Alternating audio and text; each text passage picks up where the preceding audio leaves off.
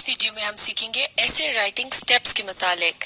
यानी एक अच्छा ऐसे लिखने के लिए हमें एक खास तरतीब के साथ क्या कुछ करना होता है। इससे पिछले वीडियो में हमने तफसील से डिस्कस किया था कि ऐसे क्या होता है। ऐसे कहते हैं मजमून को, और ऐसे राइटिंग से मुराद है मजमून निगारी, यानी जब आप किसी भी सब्जेक्ट पर उस सब्जेक्ट से मुतालिक अपनी तमाम मालूमात को तफसील के साथ बयान करते हैं ताकि पढ़ने वाला आसानी के साथ उस मजमून को समझ सके और वो मजमून जिस सब्जेक्ट या टॉपिक पर लिखा गया है वो टॉपिक उसके जहन में क्लियर हो जाए। तो इसका मतलब ये हुआ कि लिखने वाला जितनी अच्छी तरह से और तफसील के साथ अपनी बात को या फिर वजाहत के साथ यानी साफ और अच्छे तरीके से बयान करेगा, उतना ही पढ़ने वाले को उसे समझने में आसानी होगी। तो एक अच्छे ऐसे से ये भी पता चलता है कि जो लिखने वाला है वो कितनी अच्छी तरह से उस सब्जेक्ट को समझता है। इसके अलावा पिछली वीडियो में हमने ये भी डिस्कस किया था कि जब हम ऐसे लिखने लगते हैं तो सबसे पहली और अहम चीज जो होती है वो होती है उसका सब्जेक्ट या उसका टॉपिक।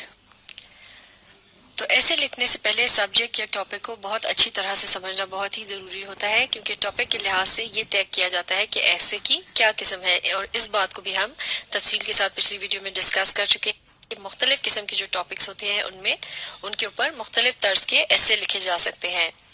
जैसे कि हमने इन तमाम ही तर्ज के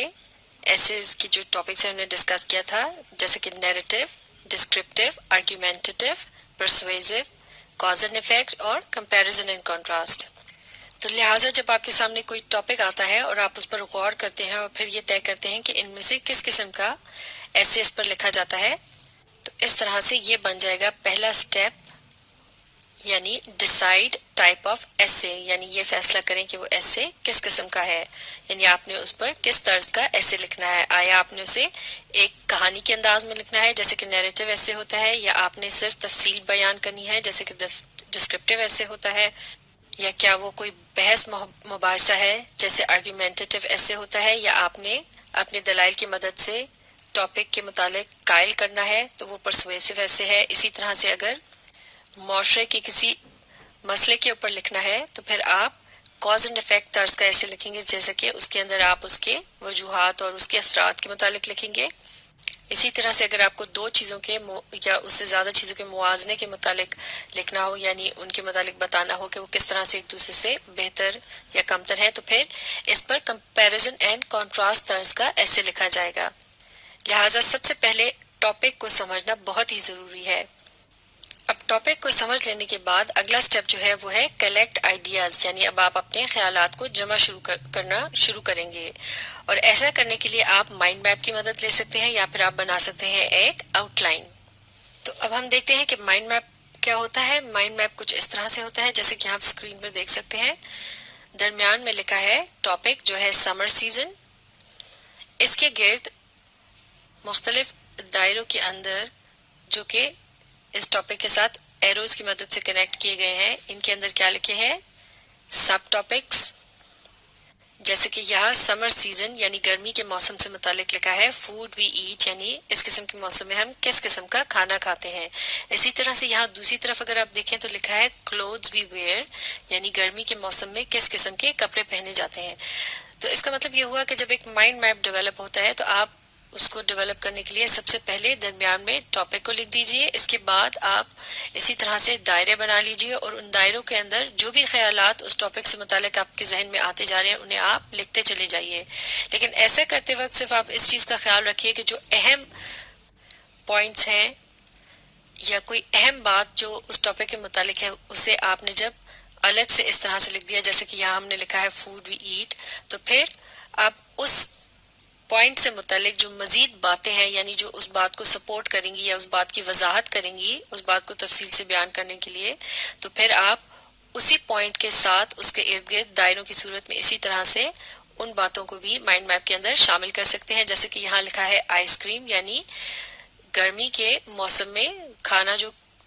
मुख्तलिफ किस्म के खाने पीने की चीजें इस्तेमाल की जाती हैं उनमें से आइसक्रीम भी एक है। तो यहाँ इशारतन माइंड मैप के अंदर इस लफ्ज को शामिल कर दिया गया है। इसका फायदा हमें बाद में जाकर होता है जब हम ऐसे लिखना शुरू करते हैं, तो फिर हम इन्हीं पॉइंट्स को जुमलों में तब्दील कर सकते हैं और इस तरह से मुख्तलिफ पैराग्राफ्स बनते जाते हैं और फिर एक ऐसे मुकम्मल हो जाता है। और यहाँ ये बात भी समझना अहम है कि जब एक अहम नुक्ते या पॉइंट के मुतालिक लिखा जाएगा ऐसे के अंदर तो इसे एक अलग पैराग्राफ में लिखा जाएगा। इसी तरह से जब कोई दूसरा पॉइंट हम बताने लगेंगे या एक और आइडिया उस ऐसे में शामिल करेंगे, जैसे कि अब हम गर्मी के मौसम में किस किस्म के कपड़े पहने जाते हैं इस बात का जिक्र करेंगे, तो इसको चूंकि ये एक अलग ख्याल है, एक अलग पॉइंट है, तो इसे हम एक अलग पैराग्राफ में लिखेंगे। और फिर इसी तरह से इससे मुतालिक जो हमने सपोर्टिंग आइडियाज या नुकात जिनका ताल्लुक इस सब टॉपिक से है, उन्हें जो हमने माइंड मैप में शामिल किया होगा उन्हें भी हम जुमलों की सूरत में उसी पैराग्राफ में शामिल करते चले जाएंगे। मिसाल के तौर पर जब हम इस सब टॉपिक को डिस्कस करेंगे अपने ऐसे के अंदर कि गर्मी के मौसम में किस किस्म के कपड़े पहने जाते हैं, तो हमें माइंड मैप की मदद से यहाँ इन पॉइंट्स को देखकर बहुत आसानी मिलेगी कि हमें क्या क्या बातें शामिल करनी है। यानी हम यहाँ से देखकर लिख सकते हैं कि गर्मी के मौसम में ज्यादातर कॉटन के कपड़े पहने जाते हैं और वो लाइट कलर के होते हैं यानी हल्के रंग के। और इसके अलावा कपड़ों की इकसाम भी बताई जा सकती है, जैसे कि टी शर्ट्स और शॉर्ट्स वगैरह जो मर्द हजरात इस्तेमाल करते हैं, या फिर बच्चों को इस किस्म के कपड़े गर्मी के मौसम में पहनाए जाते हैं। तो लिहाजा जब माइंड मैपिंग की जा रही होती है या एक माइंड मैप बनाया जा रहा होता है तो उस वक्त मुख्तलिफ ख्यालात को इस तरह से लिख लिया जाता है और जुमलों के बजाय सिर्फ चंद इशारों या अल्फाज को माइंड मैप में इस तरह से शामिल कर लिया जाता है। तो माइंड मैप के मुतालिक आगे चलकर हम तफसील से एक अलग वीडियो में भी डिस्कस करेंगे और तरीका भी सीखेंगे कि इसे किस तरह से डेवलप किया जाता है। फिलहाल ये समझना बहुत जरूरी है कि माइंड मैपिंग का जो अमल है इसे सेकंड स्टेप पर किया जाएगा, यानी सबसे पहले सब्जेक्ट या दिए गए टॉपिक को समझने के बाद और ये देखने के बाद कि इस पर किस किस्म का ऐसे लिखा जाएगा। जैसे कि यहाँ समर सीजन का टॉपिक दिया गया है जिस पर एक डिस्क्रिप्टिव तर्ज का ऐसे बनता है जो कि नॉन फिक्शनल भी होगा, यानी ये हकीकत पर मबनी होगा। तो ये तय करने के बाद फिर इसका अगर माइंड मैप इस तरह से बना लिया जाए तो ये आगे चलकर बहुत ज्यादा फायदा देता है और हमें ऐसे लिखने में बहुत मदद मिलती है और आसानी भी होती है, क्योंकि माइंड मैप को बनाते वक्त इसी मौके पर हम ये भी तय कर सकते कि हमने किस अहम पॉइंट को ऐसे के अंदर पहले नंबर पर शामिल करना है। तो उसके साथ फिर हम नंबर भी लिख सकते हैं कि सबसे पहले जो पहला पैराग्राफ होगा उसमें इस सब टॉपिक को डिस्कस किया जाएगा। इसी तरह दूसरे अहम टॉपिक के गिर्द हम लिख सकते हैं नंबर 2, तो इससे हमें मदद मिलेगी और पता चलेगा कि इसे हमने सेकंड पैराग्राफ में शामिल करना है।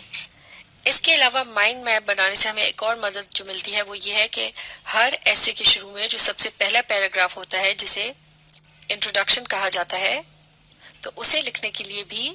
माइंड मैप से मदद ली जाती है, क्योंकि माइंड मैप में जो अहम नुकात होते हैं जिन्हें मेन टॉपिक के गिर्द लिखा गया होता है सब टॉपिक्स के तौर पर, तो उन नुकात को इंट्रोडक्शन के अंदर शामिल करना जरूरी होता है। जैसा कि अब यहाँ अगर इस दिए गए टॉपिक यानी समर सीजन के मुतालिक जब इंट्रोडक्शन लिखा जाएगा तो उसमें बताया जाएगा कि किस तरह से गर्मी के मौसम में मुख्तलिफ किस्म के खाने खाए जाते हैं और